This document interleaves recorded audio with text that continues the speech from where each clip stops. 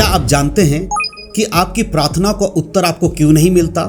आप चाहे जितनी भी प्रार्थनाएं कर लें, चाहे आप अकेले में बैठकर प्रार्थना करें या फिर आप दूसरे लोगों के संग बैठकर प्रार्थना करें, चाहे किसी भी रीति से आप प्रार्थना कर रहे हो, लेकिन जिस विषय के लिए आप प्रार्थना कर रहे हैं उसका उत्तर आपको क्यों नहीं मिलता है? और कई बार जब आपको लोग कहते हैं कि आप प्रार्थना कीजिए, प्रभु से बोलिए, परमेश्वर आपके जीवन में काम करेंगे, यीशु मसीह के नाम से प्रार्थना मांगिए, इन सब बातों को सुनने के बाद भी जब आप प्रार्थना करते हैं, उसके बाद भी आपकी प्रार्थना का उत्तर आपको क्यों नहीं मिलता है?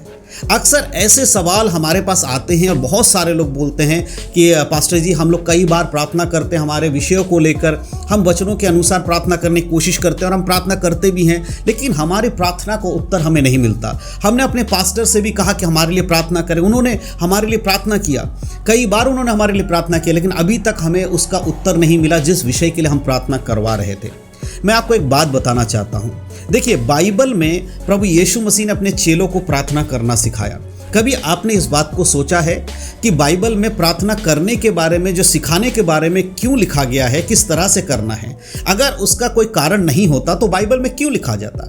आज 90% जो कलीसियाएं हैं, उनके जो विश्वासी लोग हैं, वो प्रार्थना सही रीति से नहीं करते हैं। यही कारण होता है कि उनकी प्रार्थनाओं का उत्तर उनको नहीं मिलता है।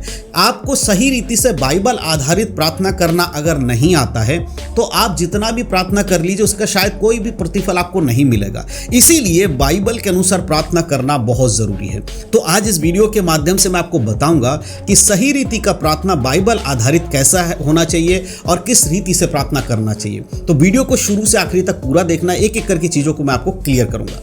अक्सर ऐसा बहुत सारे लोगों का कहना रहता है कि हम लोग प्रार्थना कर रहे हैं, हमारे कोई विषय है, हमारे जीवन में शायद कोई बीमारी है, कोई परेशानी, हमारे घर में कोई दिक्कत है, हमारे आत्मिक जीवन नहीं बढ़ रहा, हम प्रभु में मजबूत नहीं हो पा रहे हैं, हम आत्मिकता में मजबूत नहीं हो पा रहे हैं। ऐसे में जब हम परमेश्वर के समीप में आकर प्रार्थना करते हैं, लेकिन हमारे जीवन में प्रार्थना का असर नहीं होता है। मेरे प्रिय, एक बात मैं आपको बताना चाहता हूँ। यहूदी लोगों के बारे में अगर मैं आपको बताऊं, यहूदी लोगों का एक नियम था, वो दिन में 5 बार प्रार्थना करते थे। भजन संहिता में भी दाऊद इस बात को कहता है कि मैं आधी रात को उठकर परमेश्वर की आराधना करता हूँ, परमेश्वर से प्रार्थना करता हूँ, मैं प्रति भोर उठकर परमेश्वर से प्रार्थना करता हूँ। लेकिन ये यहूदी लोग कौन हैं? ये परमेश्वर के लोग हैं। अब जरा आप सोचकर देखिए, यीशु मसीह के चेलों में सारे के सारे कौन थे? यहूदी लोग थे। पतरस यहूदी था, यूहन्ना यहूदी था, और बाकी जितने चेले यीशु मसीह के साथ थे वो सब यहूदी लोग हुआ करते थे। और उनको पता था कि प्रार्थना का महत्व क्या है। वो यहूदी जो कल्चर था, यहूदियों का जो नियम था, उसके अनुसार वो प्रार्थना करने वाले लोग हुआ करते। तो उन्हें मालूम था कि पुराने नियम में किस रीति से प्रार्थना करना है, परमेश्वर ने कैसे प्रार्थना करने के लिए कहा है। फिर भी वो यीशु मसीह के पास आते हैं और यीशु मसीह से कहते हैं, हे प्रभु, हमें प्रार्थना करना सिखा। ऐसी क्या जरूरत थी उनको प्रार्थना करना सीखने के बारे में? आज भी बहुत सारे जो कलीसिया के लोग हैं, उन्हें पता है कि प्रार्थना करना है, लेकिन उन्हें यह नहीं मालूम कि प्रार्थना कैसे करना है। इस वजह से जब कोई प्रार्थना करता है, उसे तो लगता है कि मैंने प्रार्थना कर लिया, लेकिन सही रीति से जब वो प्रार्थना नहीं करता है, उसके प्रार्थना का कोई प्रतिफल उसको नहीं मिलता है। सबसे पहले एक चीज समझना होगा, खुद मुंह से बोलकर प्रार्थना करना हम सबके लिए बहुत जरूरी है। आज विश्वासियों के अंदर एक बहुत बड़ी कमी है कि हर एक विश्वासी किसी दूसरे पास्टर से प्रार्थना कराने के लिए सोचता है। जहां कहीं मीटिंग होता, हर व्यक्ति सोचता है कि मुझे इस पास्टर के द्वारा अगर प्रार्थना मेरे जीवन में हो जाएगा, या ये पास्टर मेरे लिए प्रार्थना कर देंगे, तो जो मेरी परेशानियां वो दूर हो जाएंगी। लेकिन वो खुद प्रार्थना करने के लिए तैयार नहीं होता है। ये सबसे बड़ी कमी एक विश्वासी के अंदर है कि उसे लगता है कि कोई दूसरा व्यक्ति जब मेरे लिए प्रार्थना करेगा तो परमेश्वर मेरी प्रार्थना को सुन लेगा, लेकिन वो ये विश्वास नहीं कर पाता कि मैं जो प्रार्थना करूंगा उसको भी परमेश्वर सुनते हैं। इसीलिए बहुत जरूरी है। तभी यीशु मसीह ने अपने चेलों को सिखाया कि तुम्हें प्रार्थना किस रीति से करना है। हमें एक चीज याद रखना, बहुत सारे लोग यीशु मसीह से प्रार्थना करते हैं, बहुत सारे लोग पवित्र आत्मा से प्रार्थना करते हैं, बहुत सारे लोग परमेश्वर से प्रार्थना करते हैं। कुछ तो ऐसे लोग हैं जो पिता, पुत्र, पवित्र आत्मा तीनों से प्रार्थना कर रहे होते हैं। लेकिन क्या बाइबल हमें इस रीति से प्रार्थना करने के बारे में बताती है? नहीं मेरे प्रियो, बाइबल हमें बताती है हमें प्रार्थना परमेश्वर पिता से करना है और यीशु मसीह के नाम से हमें प्रार्थना के लिए परमेश्वर से मांगना है कि जो प्रार्थना मैं मांग रहा हूं वो यीशु मसीह के नाम से मैं मांग रहा हूं। परमेश्वर, आप मेरे जीवन में ऐसा कीजिए। सबसे पहली चीज कि आपका प्रार्थना पिता परमेश्वर से होना चाहिए। इसीलिए यीशु मसीह ने अपने चेलों को सबसे पहले सिखाया कि जब भी तुम प्रार्थना करो तो क्या कहो? हे हमारे स्वर्गीय पिता। यीशु मसीह के लिए नहीं कहा कि आप प्रार्थना में आओ और ये कहो, हे यीशु मसीह आप मेरी प्रार्थना सुन लीजिए, लेकिन कहा, हे हमारे स्वर्गीय पिता। उसके बाद हम यीशु मसीह के अधिकार से अपने प्रार्थना को मांगते हैं। हम ये कह सकते हैं, हे पिता परमेश्वर, हम यीशु मसीह के अधिकार के नाम से आपके पास आए हैं, आप हमारी प्रार्थना को सुनिए।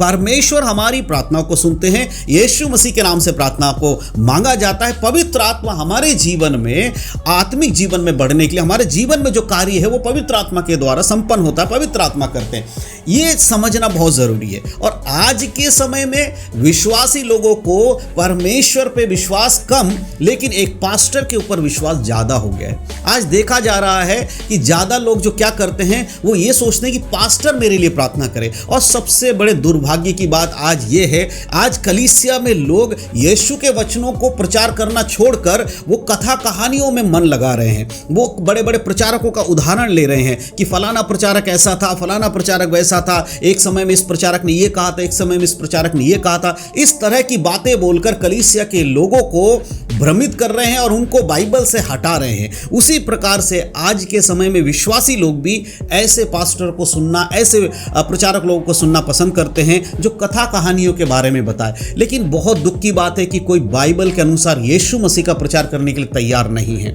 और यीशु के अनुसार प्रार्थना करने के लिए तैयार नहीं है। कभी आपने इस बारे में सोचा है कि यीशु मसीह रात रात भर प्रार्थना करते थे? क्या बोलते होंगे वो पूरी रात? क्या यीशु मसीह के पास कोई कमी है? वो स्वर्ग का अधिकारी, वो जब चाहे अपने लिए कुछ भी कर सकते थे, फिर भी वो रात रात भर दूसरों के लिए प्रार्थना किया करते थे।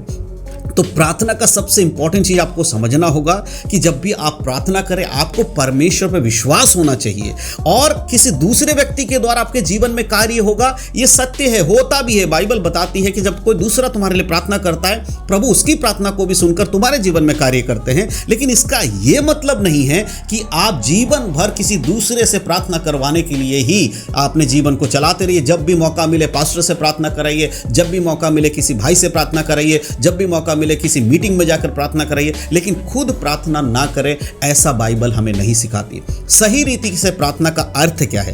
आपको स्वयं प्रार्थना करना है, पिता परमेश्वर से प्रार्थना करना है, यीशु मसीह के नाम से प्रार्थना करना है। जब आप ऐसा करेंगे तभी आपके जीवन में जो बातें आपको लगती थी कि मेरी प्रार्थना को परमेश्वर नहीं सुनते हैं, उन चीजों में आप कार्य होते हुए देखेंगे। विश्वास के साथ प्रार्थना कीजिए। देखिए, पवित्र आत्मा, वचन में लिखा, पवित्र आत्मा स्वयं आहें भर भर कर प्रार्थना करती है। आज के समय में विश्वासी लोग पवित्र आत्मा के चिन्ह और चमत्कार को तो पाना चाहते हैं। आज दुख की बात, सच में ये दुख की बात है कि विश्वासी लोग पवित्र आत्मा से चंगाई पाना चाहते हैं, पवित्र आत्मा के द्वारा धन दौलत पाना चाहते हैं, पवित्र आत्मा के मदद के द्वारा वो दुनिया में बड़े बनना चाहते हैं, पवित्र आत्मा के द्वारा वो बीमारियों से बचे रहना चाहते हैं। लेकिन कोई भी ऐसा व्यक्ति आज के समय में ज़्यादा कोई नहीं मिलता, सबकी बात नहीं करो, लेकिन बहुत सारे लोग ऐसे हैं जो पवित्र आत्मा के द्वारा इन सारी संसारिक बातों के विषय में पाना चाहते हैं। लेकिन बहुत कम ऐसे लोग हैं जो पवित्र आत्मा से ही कहते हैं कि प्रभु हमें प्रार्थना करना सिखा। मेरे प्रियो, पवित्र आत्मा आपको सहायता के लिए दिया गया है, वो आपका सहायक है। परमेश्वर के वचन में लिखा है, जब वो आएगा, सत्य की आत्मा आएगी, तब वो तुम्हें हर वो बातें जो मैंने तुमसे कही, यीशु मसीह ने कही है, उन्हें वो स्मरण दिलाएगा और तुम्हें मानना सिखाएगा। वो सिखाएगा किस तरह मानना है। तो अगर आपको प्रार्थना करना नहीं आ रहा है या प्रार्थना का उत्तर नहीं मिल रहा है, तो इसका कारण क्या? क्या परमेश्वर बहरा है? क्या परमेश्वर सुनते नहीं है? इसका कारण ये नहीं है। इसका कारण ये है कि आप सही रीति से प्रार्थना करना नहीं जानते हैं, आपको प्रार्थना करना नहीं आ रहा है। तो कौन सिखाएगा आपको प्रार्थना करना? मैं सिखाऊंगा आपको प्रार्थना करना? नहीं मेरे प्रियो, मैं आपको बताऊंगा बाइबल किस रीति से प्रार्थना के बारे में बात बताती है। प्रार्थना करना यीशु मसीह ने सिखाया, अपने चेलों को सिखाया। आज जरूरी है कि आप भी उस वचन को पढ़िए, साथ ही साथ पवित्र आत्मा से आप प्रार्थना कीजिए कि पवित्र आत्मा आपको प्रार्थना करना सिखाए। जब आप पवित्र आत्मा के द्वारा प्रार्थना करेंगे तो परमेश्वर आपके जीवन में उन कार्यों को करेंगे जो आप प्रार्थना में उनसे बोल रहे हैं। लेकिन एक चीज का ध्यान रखिएगा, बहुत बार विश्वासी लोग कुछ भी प्रार्थना में मांगना शुरू कर देते हैं। कई बार लोग कहते हैं हमें ये चाहिए, वो चाहिए, इस तरह की बातें, संसारिक भौतिक चीजों के बारे में। मेरे प्रियो, बाइबल यह भी बताती है कि प्रार्थना तुम करते तो हो, मांगते तो हो, परंतु तुम पाते नहीं हो। क्यों? क्योंकि तुम भोग विलास के लिए, अपनी बुरी इच्छाओं के लिए मांगते हो। इसीलिए परमेश्वर कहता, जब भी मांगो पवित्र आत्मा के द्वारा सोच और समझ से मांगो क्या मांगना है। हर चीज मांगने के लिए परमेश्वर ने नहीं कहा है, या हर चीज आपको प्रार्थना में मिलेगा, ऐसा भी नहीं है। इसीलिए पवित्र आत्मा के द्वारा प्रार्थना करना सीखिए और समझिए। अगर आपको प्रार्थना करना नहीं आ रहा है, आप उपवास रखिए, प्रभु से कहिए परमेश्वर मुझे प्रार्थना करना सिखाइए। जब आप अपने लिए प्रार्थना करना सीखने के लिए परमेश्वर से बोलेंगे तो प्रभु आपको प्रार्थना करना सिखाएंगे, और उसके बाद जब आप प्रार्थना करेंगे आपके प्रार्थना का असर भी होगा। लेकिन आज बहुत सारे लोग क्यों ऐसा नहीं कर पाते हैं? उसका कारण यह है कि वो दूसरे पे डिपेंड हो गए हैं, वो दूसरे पास्टर पे डिपेंड हो गए हैं, वो दूसरों से प्रार्थना करवाना तो चाहते हैं लेकिन खुद प्रार्थना नहीं करना चाहते हैं। तो मैं विश्वास करता हूं कि इन बातों के द्वारा जो मैंने आज आपको बताया आपको समझ में आ रहा है। मेरे प्रियो, प्रार्थना करने का सही तरीका यह है कि आप पिता परमेश्वर से प्रार्थना करें, यीशु मसीह के नाम से प्रार्थना करें और पवित्र आत्मा की मदद ले प्रार्थना करने में। जब आप ऐसा करेंगे तो आपके जीवन में परमेश्वर की जो बातें हैं वो दिखाई देंगी, और आप जब प्रार्थना करेंगे उसका उत्तर भी आपको मिलेगा। और अगर इस प्रार्थना से रिलेटेड ये पहला वीडियो है, इसमें कई सारे लोगों के बहुत सारे विषय थे, इसको लेकर मैंने वीडियो बनाया।